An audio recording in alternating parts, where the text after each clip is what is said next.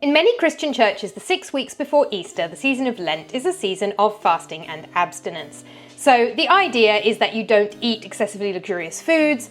In the Roman Catholic Church, you're not supposed to eat meat on Fridays, that kind of thing. Actually, you're not meant to eat meat on Fridays at any time of year in the Catholic Church, but it's especially important in Lent. Often Christians give up something for Lent, so you might give up chocolate, you might give up wine, that kind of thing. Please ignore the sound of doggy paw prints in the background. Lent starts on Ash Wednesday. The day before Ash Wednesday is Shrove Tuesday. The word Shrove comes from going to confession in the Catholic Church, which you should do on Shrove Tuesday and be shriven of your sins. But the other thing that Shrove Tuesday has become associated with in many Christian cultures is using up luxurious things before Lent, or in many cases, having a whole party before the more solemn season of Lent. Shrove Tuesday is of course Mardi Gras, Fat Tuesday, and in some Christian cultures it's celebrated with parades and parties and a festival atmosphere. In Britain it's known as Pancake Day. The reason for Pancake Day is that people were using up eggs and butters and fats and sugars before Lent because they would not be eating those things during the season of Lent, during the season of fasting. So it has become traditional to eat pancakes on Pancake Day on Shrove Tuesday, and a lot of people will still happily celebrate Pancake Day even if they are not practicing Christians or not Christians at all, or don't observe Lent or Easter. So I am going to make some pancakes while I talk to you about Pancake Day. When I make pancakes, I normally make either French pancakes or American pancakes. My favourite type of pancakes are from Brittany in northern France. I love their galettes. These are savoury pancakes made with farine de blé noir, which is a local type of buckwheat. I also love their crêpes. Brittany is the home of crêpes, and I adore French pancakes. I'm also very fond of American pancakes. American pancakes are smaller and fluffier. In the UK, they're similar to Scotch pancakes, but they're primarily associated with American ones. I make them with self-raising flour with a recipe I adapted from a YouTube channel that used to be called Pro Home Cooks and has changed its name. I will link to it in the description. I make banana pancakes from there, but I adapted the recipe because in this country we have self-raising flour. In the US you have to use all-purpose flour and baking powder. But American pancakes are small and fluffy. French pancakes are thinner and flatter. British pancakes are basically crêpes, but very slightly thicker. So today, because I am talking about the British traditions around Pancake Day, I am going to make some British pancakes. So instead of my normal crêpe recipe that I would use if I was making crêpe, I am using a British pancakes recipe from Delia Smith, who is a very well-known British TV chef. It is almost indistinguishable from crêpe. We have very clearly simply taken the French recipe, and sometimes we make it slightly thicker. In the medieval and early modern periods, Shrove Tuesday was just part of the longer season of Shrovetide, which ran from Shrove Sunday, the 7th Sunday before Easter, through Collop Monday and then to Shrove Tuesday. Towns and cities often put on entertainments. As noted by Ronald Hutton, in the early 16th century the Corporation of Hull paid for wine and cakes on Collop Monday and rye for a bear baiting on Shrove Tuesday. Chester annually sponsored a football match. In 1602, the City Fathers of Carlisle were hosting either a play or silver games, presumably referring to the prizes for some kind of sports, every year on the Tuesday. In 1855, those of York had met the expenses of young men who had produced an honest and pleasant pastime before them and the public on that day, one sort in defending a fort and the other in making the assaults. Some kind of early modern paintball. The day was also a popular one for cockfighting and games of football. Football is still part of the festival in Athelstan in Warwickshire, where it is called the Ball Game and said to originate from the reign of King John, who reigned 1199 to 1216. It is played between people from Warwickshire and Leicestershire. In 1790, Ralph Thompson mentioned it briefly, observing that year the Warwickshire lads won the gold. According to Henry Buckton, today's match is a free-for-all in which anyone can take part at their own risk, as hundreds frequently do. The game is still going despite being postponed due to the COVID-19 pandemic in 2021 and being the scene of riots in 2023. Right, I've had a bit of a disaster with the milk. I am going to have to make them just with water. I do have some melted butter, so they shouldn't be too bad. This recipe should be a bit thicker, but the metallic lid of the milk bottle split into the milk. It's full of little bits of red metal that I don't especially want to eat, and we don't have any more milk in, so water it is. The earliest reference to pancakes as the particular food of this festival comes from the poet William Warner in 1586, who mentioned fast eve panpuffs, fast eve meaning on the eve of the Lenten fast. By 1622, a satire on London life called Vox Graculi called the festival prime peer of the pullets, first favourite of the frying pans, greatest bashaw to the batter bowls, protector of the pancakes, first founder of the fritters, baron of baconflitch, earl of egg baskets. A year earlier, another satire by John Taylor had described the day a bit more fully. In the morning, all the whole kingdom is in quiet. But by the time that the clock strikes 11, which, by the help of a knavish sexton, is commonly before 9, then there is a bell rung called the pancake bell, the sound whereof makes thousands of people distracted and forgetful either of manners or of humanity. Then there is a thing called wheaten flour, which the sulphury necromantic cooks do mingle with water, eggs, spice, and other tragical, magical enchantments. And then they put it little by little into a frying pan of boiling suet, where it makes a confused, dismal hissing like the Lemnian snakes in the reeds of Acheron Styx or Phlegethon, until at last, by the skill of the cooks, it is transformed into the form of a flapjack, which in our translation is called a pancake, which ominous incantation the ignorant people do devour very greedily. He's using the word necromancy there to mean magic in general, not the raising of corpses, although he is still, of course, exaggerating somewhat. During my first year at university, I lived in a self-catered flat, which I shared with some flatmates, and we became absolutely obsessed with pancakes, with British pancakes, so basically crepe. But we used to make them all the time. We kind of lived off pancakes. They're relatively cheap, they're quick and easy, they're a nice meal. There was something to do. I had a TV in my room. We didn't have a TV to share. We had to talk to each other a lot. We didn't have smartphones because I'm very, very old. So we used to kind of hang out in the kitchen making pancakes, which was really lovely, actually. I have always loved pancakes. I've had a lifelong love of them, and that really cemented my love of pancakes. I think these are going to be a bit lumpy because I didn't sift the flour, but I'm just not that bothered. I am going to add a tiny bit of extra flour to thicken them up very slightly. They don't need to be very thick because they are crepe-like pancakes. It's meant to be a thin batter. But because I had to substitute water for milk, this is a little bit too thin, I think. So I'm just going to throw in a little bit extra flour. Just use feeling, as Uncle Roger would say. I think I'm a bit too used to making American pancakes as well. I've been making the American-style banana pancakes a lot lately, and the batter for American pancakes is so much thicker than the batter for crepe or galette or British pancakes. So if you switch between the different types of pancake, it can be a bit confusing if you're doing it by eye, getting the hang of exactly how thick or thin your batter should be for each one. Normally, if I was making galette or crepe, I would make them in this. My crepe maker works equally well for galettes, which are essentially a buckwheat or farine de blé noir version of a crepe. They're a savoury version. I did once have a proper cast iron Breton skillet for making crepe and galette, which I absolutely loved, but I left it in my parents' garage at some point in the past, and I don't know what's happened to it. It's cast iron, so it must be rescuable in there somewhere. It's probably rusted though, and I have no idea where it is. So these days I use the electric crepe maker.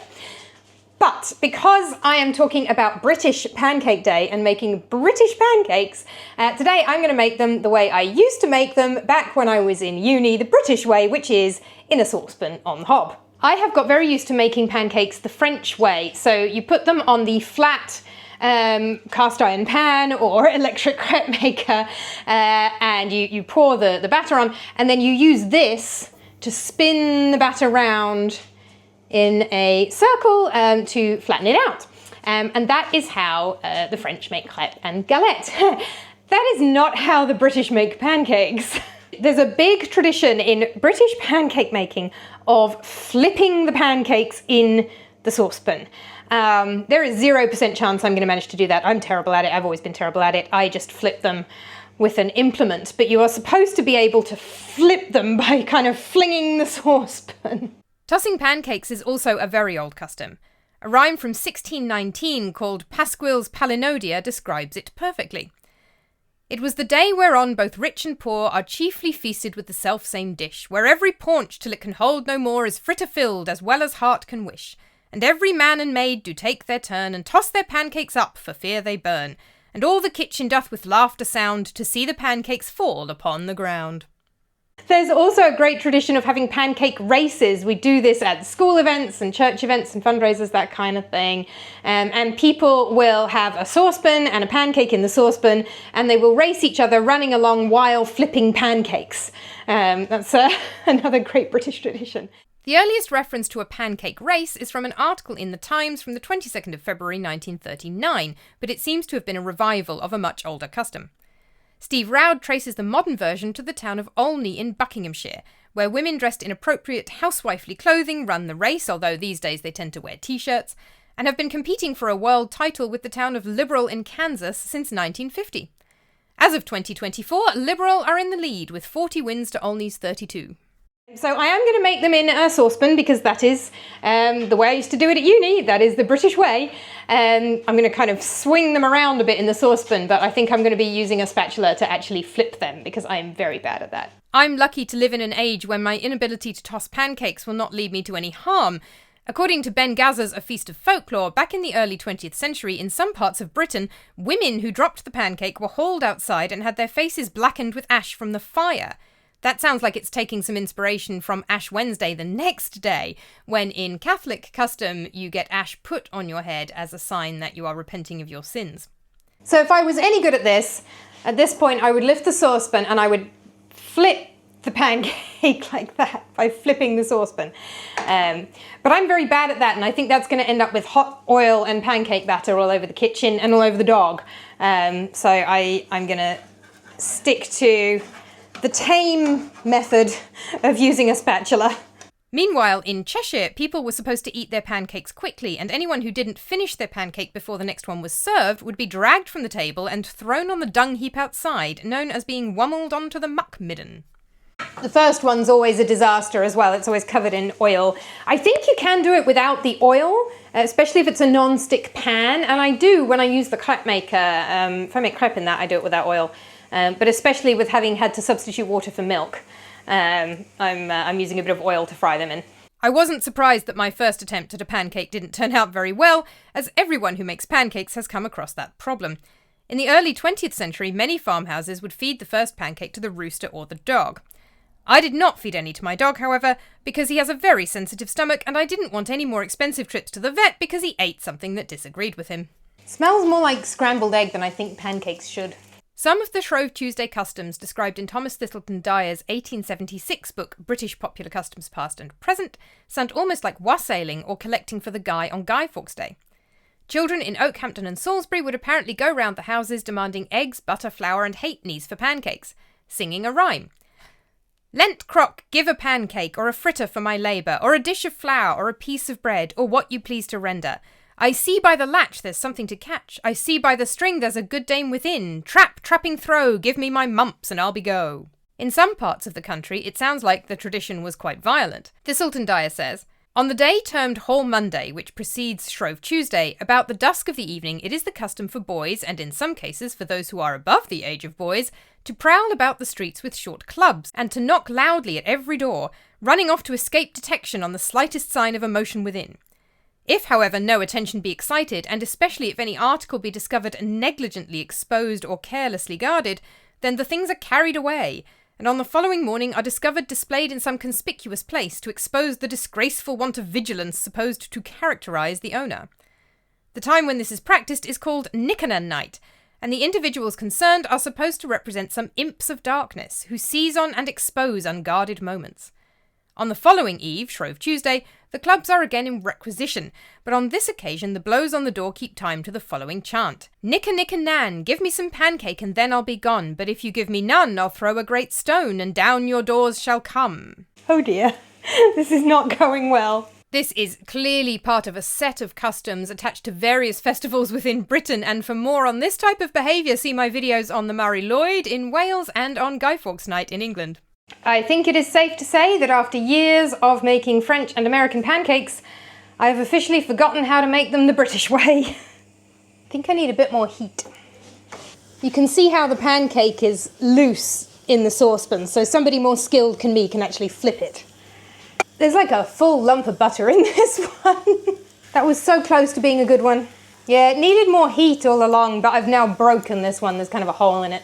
But that does, apart from the hole, that does look a bit more like a British pancake is supposed to look.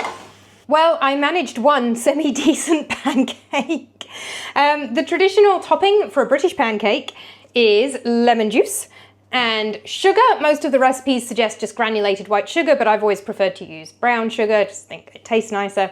Lemon and sugar is such a firmly traditional topping for British pancakes that several years ago there was an advert run for the company that make lemon juice, not this one, this is Co-op shop brand, but the main company that do lemon juice in the UK used to be Jif and is now Cif. They also make cleaning products. They have a whole lemon theme going, but they also do lemon juice. And they had this ad campaign a few years ago that said, don't forget the pancakes on Jif Lemon Day, because pancakes are so firmly associated with lemon and sugar. When I looked around Tesco's, I was surprised not to see any lemon in their Pancake Day section, though there was plenty of Nutella. We seem to have become Americanised and replaced sugar and lemon with maple syrup. They did have lemon juice next to the pancake mix in the main baking aisle, though. And by the way, this is a source of frequent arguments between my husband and me. I think pancake mix is a complete waste of money because all you need is flour, eggs and liquid milk or water in the first place. He disagrees. So I will put lemon and sugar on this one. I do also have, because I am very fond of French crêpe, I bought some Bon Maman crunchy hazelnut chocolate spread. That is basically, you know, off-brand Nutella. Bon Maman is a very good brand, so it's fancy Nutella. Nutella is a very traditional topping for French crêpe. It goes really well with banana if you want to try and make it a bit healthier. And if I'm going to try and eat some of that pile of lumpy bits of pancake I have over there later on, or possibly make some better pancakes, then I will be having them with the Bon Maman. I could, let's face it, dig up my French crêpe recipe, get the crêpe maker out and make them that way, since I actually know how to do that and I'm better at it. There we go. One British pancake with lemon and brown sugar. You can now roll it up like a crêpe, or you can just kind of eat it like that. However you want to eat it. I usually roll it up. I think it'll probably taste all right, even if they were a bit of a disaster. Yeah, it still tastes good. If you enjoyed this video, please do give it a like. Subscribe to my channel for myth, legend, folklore, ghost stories, and weird and wonderful history in general. And if you'd like to support the channel, consider buying my book, Creepy Classics, Ghost Stories from Ancient Rome, which retells 13 ancient Roman ghost stories in a modern short story format. Thank you so much for watching, and until next time, bye! You just a pickle. You just a pickle. Just a pickle. Hello.